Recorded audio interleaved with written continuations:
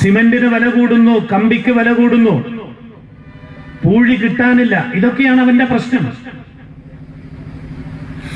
ആ പ്രശ്നങ്ങളുടെ അടിസ്ഥാനത്തിൽ നിർമ്മാണ രംഗത്ത് പണിയെടുക്കുന്നവനെ സംഘടിപ്പിച്ച് ആ ദുരിതങ്ങൾ മാറ്റിക്കിട്ടാൻ സമരം ചെയ്യുന്നു.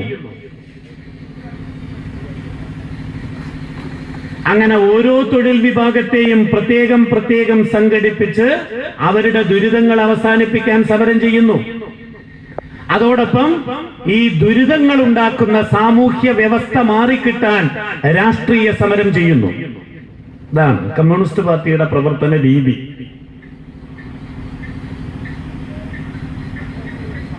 ആർക്കും ഇതിൽ പങ്കെടുക്കാം.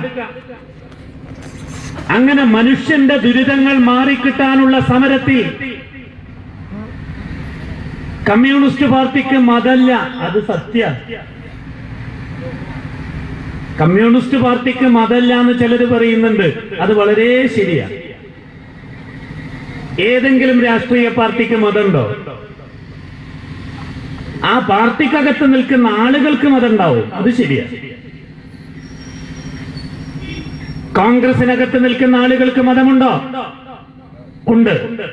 എന്നാൽ കോൺഗ്രസ് എന്ന രാഷ്ട്രീയ പാർട്ടിക്ക് മതമുണ്ടോ? ഇല്ല. മുസ്ലിം ലീഗിനകത്ത് നിൽക്കുന്ന ആളുകൾക്ക് മതമുണ്ടാവാം, ഇല്ലാത്തവരുമുണ്ട്. എന്നാൽ മുസ്ലിം ലീഗ് എന്ന രാഷ്ട്രീയ പാർട്ടിക്ക് മതമുണ്ടോ? ഇല്ല.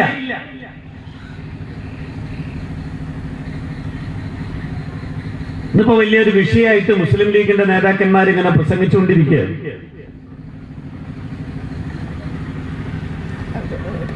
നോക്കൂ, കഴിഞ്ഞ തെരഞ്ഞെടുപ്പിൽ, അസംബ്ലി തെരഞ്ഞെടുപ്പിൽ കേരളത്തിൽ 72 സീറ്റ് മാത്രമാണ് UDF-ന് കിട്ടിയത്.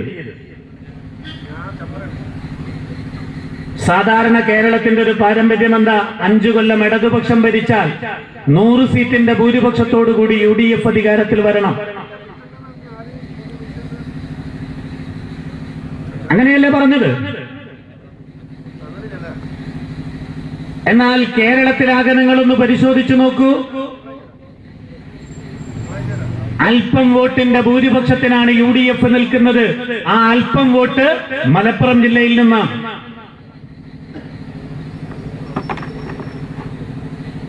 മലപ്പുറം ജില്ല ചുവക്കുന്നു എന്ന മാർക്സിസ്റ്റ് പാർട്ടിയുടെ മുദ്രാവാക്യത്തിന് മുസ്ലിം ലീഗിന്റെ സുഹൃത്തുക്കൾ മറുപടി പറയുകയാണ്.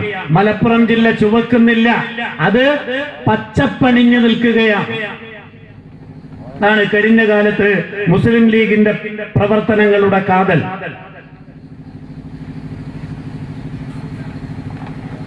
അതാണ് അതിന്റെ കാതൽ. മലപ്പുറം ചുവക്കുന്നില്ല. മലപ്പുറം എന്ന ജില്ല കമ്മ്യൂണിസ്റ്റ് പാർട്ടിയെ ഹൃദയത്തിൽ ഏറ്റുവാങ്ങുന്നില്ല. അത് മുസ്ലിം ലീഗിന്റെ കൂടെ തന്നെയാണ് എന്നാണ് മുസ്ലിം ലീഗിന്റെ വാദം. നോക്കൂ നിങ്ങൾ, ഈ ചുവപ്പ് വല്ലാത്തൊരു സംഭവമാണ്. ഇപ്പൊ നമ്മുടെ നാട്ടില് സോളിഡാരിറ്റിക്കാർ ഒട്ടിച്ചൊരു പോസ്റ്റർ ഉണ്ട്. ഏത് മുക്കിലും മൂലയിലും നിങ്ങൾക്ക് കാണാം. അവരെ പടച്ചോൻ സൃഷ്ടിച്ചത് തന്നെ ഈ പോസ്റ്ററും പശയും കയ്യിൽ കൊടുത്തിട്ടാണ്. സോളിഡാരിറ്റിയെ സൃഷ്ടിക്കുമ്പോ ഒരു കയ്യിൽ പോസ്റ്ററും മറു കയ്യിൽ പശയും കൊടുത്തിട്ടാണ് അള്ളാഹു ഈ സോളിഡാരിറ്റിക്ക് ജന്മം നൽകിയത്. അവരൊട്ടിച്ച പോസ്റ്റർ എന്താ? വലിയ പോസ്റ്ററാ. മലപ്പുറം ജില്ലയിൽ ഒരു ഗവൺമെന്റ് മെഡിക്കൽ കോളേജ് യാഥാർത്ഥ്യമാക്കുക, ഉടൻ അതിനുള്ള നടപടി ത്വരിതപ്പെടുത്തുക. അതാണ് ഒരു പോസ്റ്റർ ഒട്ടിച്ച സംഗതി നടക്കൂട്ടോ.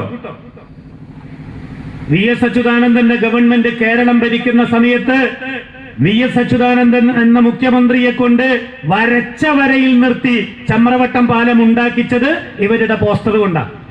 അല്ലാതെ ഇടതുപക്ഷം ആലോചിച്ചിട്ടല്ല, മാർക്സിസ്റ്റ് പാർട്ടി പറഞ്ഞിട്ടല്ല, അതിന്റെ നടപടി നീക്കിയതല്ല, ബജറ്റിൽ ഫണ്ട് വകയിരുത്തിയതല്ല.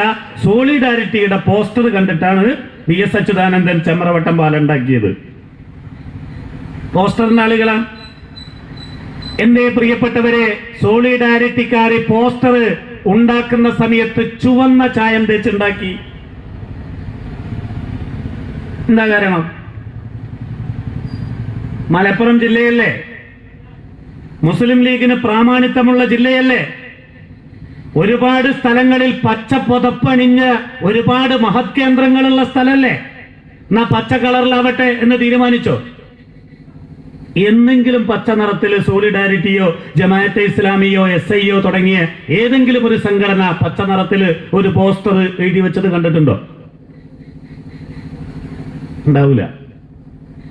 സോളിഡാരിറ്റിക്ക് അറിയാം സമരമാണോ എങ്കിലൊരു ചുവന്ന മുഖം വേണം, ഒരു ചുവപ്പ് രാശി വേണം എന്ന് സോളിഡാരിറ്റിക്ക് അറിയാം. ഈ കേരളത്തിന്റെ, പ്രത്യേകിച്ച് മലപ്പുറം ജില്ലയുടെ സമര യൗവനത്തിന്റെ ഹൃദയമുണ്ടല്ലോ, ഒരു ചുവന്ന ഹൃദയം, അത് ഹൈജാക്ക് ചെയ്യാൻ വേണ്ടിയാണ് സോളിഡാരിറ്റിക്കാര് ചുവന്ന പോസ്റ്റർ ഒട്ടിച്ചത്. അവര് വിഷമിക്കേണ്ട. മലപ്പുറം ജില്ലയിൽ ഒരു മെഡിക്കൽ കോളേജ് ഗവൺമെന്റിന്റെ ഉടമസ്ഥതയിൽ വരികയില്ല. ഗവൺമെന്റ് തീരുമാനിച്ചതാണ്. നയപരമായ തീരുമാനം. സ്വകാര്യ മേഖലയിൽ മാത്രമേ ഇനി മെഡിക്കൽ കോളേജ് ആരംഭിക്കുകയുള്ളൂ. ഗവൺമെന്റിന്റെ പ്രഖ്യാപനമാണ്. ഇവരെ പോസ്റ്റർ എവിടെത്തും? ഇനി മുസ്ലിം ലീഗിന്റെ വിജയത്തെ സംബന്ധിച്ചാണോ നിങ്ങൾ പറയുന്നത്? മുസ്ലിം ലീഗിന് മത്സരിച്ച സ്ഥലങ്ങളിൽ മിക്കയിടത്തും ജയിക്കാൻ സാധിച്ചു എന്നതാണ് ഈ UDF ഗവൺമെന്റ് അധികാരത്തിൽ വരാൻ കാരണം. അതെങ്ങനെയുണ്ടായത്? മുസ്ലിം ലീഗ് വണ്ണം വെച്ചതാ? അങ്ങനെയുണ്ടല്ലോ. വെറുതെ ഇരുന്നപ്പോ മുസ്ലിം ലീഗ് എന്ന രാഷ്ട്രീയ പാർട്ടിക്ക് കുഞ്ഞാലിക്കുട്ടിയുടെ പ്രത്യേക സ്വാധീനത്തിന്റെ അടിസ്ഥാനത്തിൽ കുറെ ആളുകൾ, മറ്റു മതത്തിൽപ്പെട്ട ആളുകളും ശ്രീദേവി ഉൾപ്പെടെയുള്ള ആളുകളൊക്കെ വോട്ട് ചെയ്തത്. എന്താ കാരണം? അതാണ് ഇപ്പോ കാന്തപുരം അബൂബക്കർ മുസ്ലിയാർ ചാനലുകാരുടെ മുന്നിൽ പറഞ്ഞത്. ഞങ്ങളുടെ പിന്തുണയില്ലായിരുന്നുവെങ്കിൽ മുസ്ലിം ലീഗ് ഏറിയാൽ 2 or 3 സ്ഥലത്ത് മാത്രമേ ജയിക്കുമായിരുന്നുള്ളൂ. എന്റെ നേരെ മലയാളം, അരിവാൾ സുന്നിയുടെ പിൻബലമില്ലായിരുന്നുവെങ്കിൽ മുസ്ലിം ലീഗ് ജയിക്കുകയില്ലായിരുന്നു, അധികാരത്തിൽ വരില്ലായിരുന്നു എന്ന. മലപ്പുറം ജില്ല ചുവപ്പണിഞ്ഞതിന്റെ ഒരു പശ്ചാത്തലമാണത്. അപ്പൊ ജമാഅത്തെ ഇസ്ലാമിക്ക് ഒരു സമരം വിജയിപ്പിക്കണമെങ്കിൽ ചുവപ്പ് വേണം. ഒരു സമരത്തിന്റെ പശ്ചാത്തലം ഉണ്ടാക്കണമെങ്കിൽ ചുവപ്പിന്റെ രാശി വേണം. മുസ്ലിം ലീഗ് എന്ന രാഷ്ട്രീയ പാർട്ടിക്ക് രാഷ്ട്രീയ അധികാരത്തിലേക്ക് കയറണമെങ്കിൽ ചുവപ്പിന്റെ ഒരൽപ്പം എന്തെങ്കിലും അവരുടെ ഇതിൽ ചേർക്കണം. അതിന് അവർക്ക് അവസാനം കിട്ടിയത് ഇവരെയാണ്. AP വിഭാഗം സുന്നികളായ. അതുകൊണ്ടല്ല അധികാരത്തിൽ വരാൻ സാധിച്ചത്. ഇനി ഓരോന്നും നിങ്ങൾ എടുത്ത് പരിശോധിക്കുക. ഈ ഗവൺമെന്റ് അധികാരത്തിൽ വന്നതിന് ശേഷമുണ്ടായ പ്രശ്നങ്ങൾ എടുത്ത് നിങ്ങൾ പരിശോധിക്കുക. മനുഷ്യന്മാർക്ക് പറയാൻ പറ്റാത്ത സംഗതിയല്ലേ? വന്ന് എവിടെയാ നിൽക്കുന്നത്? അധികാരമേറ്റ ഉടനെ തുടങ്ങിയതാണ്. അപ്പുറത്ത് എറണാകുളം ജില്ലയിൽ കോലഞ്ചേരിയിൽ 2 വിഭാഗങ്ങൾ, ക്രിസ്ത്യാനികളുടെ 2 വിഭാഗങ്ങൾ തമ്മിലൊരു തർക്കം. 2 കൂട്ടരും തർക്കം. 2ഉം ബാവമാരാണ്. അത് അപ്പുറത്തൊരു ബാവ, ഇപ്പുറത്തൊരു ബാവ. 2 കൂട്ടരും നിരാഹാര സമരത്തിലാണ്. 5 കൊല്ലം ഇടതുപക്ഷം കേരളം ഭരിച്ച സമയത്ത് എന്തുകൊണ്ട് ഇവരെ കണ്ടില്ല? ഇവരെന്തുകൊണ്ട് പരസ്യമായ സംവാദങ്ങളിലേക്കും സമരങ്ങളിലേക്കും വന്നില്ല? അതൊരു പരിധിവരെ അവസാനിപ്പിച്ചതല്ലേ? 2005 ശ്രീമാൻ ഉമ്മൻചാണ്ടി കേരളത്തിന്റെ മുഖ്യമന്ത്രിയായിരിക്കുമ്പോ ഈ പള്ളിക്കകത്ത് പോലീസ് കയറി നരനായാട്ട് നടത്തിയതാണ്. ആ കാലം കഴിഞ്ഞുപോയില്ലേ? അത് അവസാനിപ്പിച്ചല്ലേ? ഇപ്പൊ നിങ്ങൾ നോക്കിയ വീണ്ടും ഇത് തുടങ്ങി വരുന്നു. ക്രിസ്ത്യൻ വിഭാഗത്തിലെ 2 കൂട്ടർ തമ്മിലാണ് അവിടെ തർക്കം. ഗവൺമെന്റ് തീരുമാനിച്ചത് എന്താ? എല്ലാ വിഭാഗത്തെയും പ്രോത്സാഹിപ്പിക്കാൻ ആ ഗവൺമെന്റ് തീരുമാനിച്ചത്. മന്നത്ത് പത്മനാഭന്റെ ജന്മദിനം നിയന്ത്രിത അവധിയായി പ്രഖ്യാപിച്ചു ഗവൺമെന്റ്. മനസ്സിലായോ നിങ്ങൾക്ക്? ഇപ്പൊ കഴിഞ്ഞ ചെറിയ പെരുന്നാളിന് എല്ലാ ബാങ്കുകളും പ്രവർത്തിക്കുന്നുണ്ട്. മുസ്ലിങ്ങളായിട്ടുള്ള ആളുകൾക്ക് വേണമെങ്കിൽ അവധിയാക്കാം. ഇതാണ് നിയന്ത്രിത അവധി. മന്നത്ത് പത്മനാഭന്റെ ജന്മദിനം നിയന്ത്രിത അവധിയായി പ്രഖ്യാപിച്ചാൽ ആ അവധി ആർക്കാ കൊടുക്കുക? നായന്മാർക്കോ? ഒരു ഗവൺമെന്റിന്റെ തീരുമാനമാണ്. വെള്ളാപ്പള്ളി നടേശന്റെ മകനെ ഗുരുവായൂർ ദേവസ്വം ബോർഡിന്റെ ആ കമ്മിറ്റിക്കകത്ത് കൊണ്ടുപോയി തിരികെ കയറ്റി. അപ്പൊ SNDP സുഖിപ്പിക്കുന്നു, NSS സുഖിപ്പിക്കുന്നു. നിങ്ങൾ ശ്രദ്ധിച്ചോളൂ, 5 കൊല്ലക്കാലം നമ്മുടെ നാട്ടിൽ ഏത് തരം തീവ്രവാദികൾക്കും അഴിഞ്ഞാടാൻ യഥേഷ്ടം സൗകര്യമുണ്ടായിരിക്കും. ഇഷ്ടം പോലെ. മതത്തിന്റെ അടിസ്ഥാനത്തിൽ, ജാതിയുടെ അടിസ്ഥാനത്തിൽ ചേരി തിരിഞ്ഞ് തല്ലുന്നവർക്ക് ഒരു പ്രയാസവും ഈ ഗവൺമെന്റ് ഉണ്ടാക്കുകയില്ല. അതിന്റെ സൂചനകൾ നിങ്ങൾ കാണുന്നില്ലേ? മുസ്ലിം ലീഗ് കുറെ കാലമായി പ്രകടനം നടത്താറില്ല. പാർട്ടി സമ്മേളനത്തിന്റെ ഭാഗമായി പ്രകടനം നടന്നില്ല വരിക. മുസ്ലിം ലീഗ് പ്രകടനം, 1,00,000 പേരുടെ പ്രകടനം വാഹനത്തിലാണ്. അങ്ങനെയാണ് അവരുടെ എല്ലാ കാര്യങ്ങളും, അങ്ങനെയാണ്. എന്നിട്ട് മോട്ടോർ സൈക്കിളിൽ കുറെ ചെറുപ്പക്കാർ വരിക, മേലൊക്കെ പെയിന്റ് തേച്ച്, കൊടിയൊക്കെ വണ്ടിയുടെ മേലെ കെട്ടി, എന്നിട്ട് ഒറ്റ ചക്രത്തിന്മേൽ ഓടിച്ചു പോവുക. ഒന്നുകിൽ മുന്നിലെ ചക്രം അല്ലെങ്കിൽ പിന്നിലെ ചക്രം, രണ്ടും കൂടി നിലത്ത് തൊടൂല.